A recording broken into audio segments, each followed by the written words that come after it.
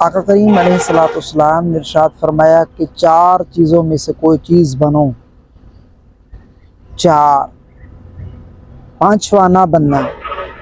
امام غزالی رحمۃ اللہ تعالیٰ علیہ مکاشفۃ القلوب میں یہ حدیث نقل فرماتے ہیں۔ آپ فرماتے ہیں کہ حضور نبی کریم صلی اللہ تعالیٰ علیہ وآلہ وسلم نے ارشاد فرمایا، کن عالماً، عالم بن، او متعلماً، عالم نہیں بنتا تو طالب علم بن، او مستمعاً، تیسرے نمبر پہ ہے کہ اگر تو عالم بھی نہیں بنتا، متعلم بھی نہیں بنتا، مستمعاً تو ان کو سننے والا بن۔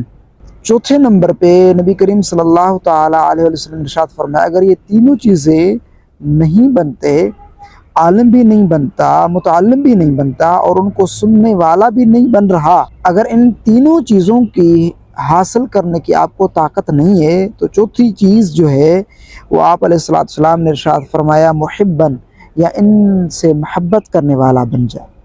5واں نہ بننا، امام غزالی رحمۃ اللہ تعالیٰ علیہ فرماتے ہیں پانچواں بننے سے کیا مراد کہ 5واں نہ بننا، آپ نے فرمایا اے مبغضن، یعنی ان سے بغض نہ کرنا۔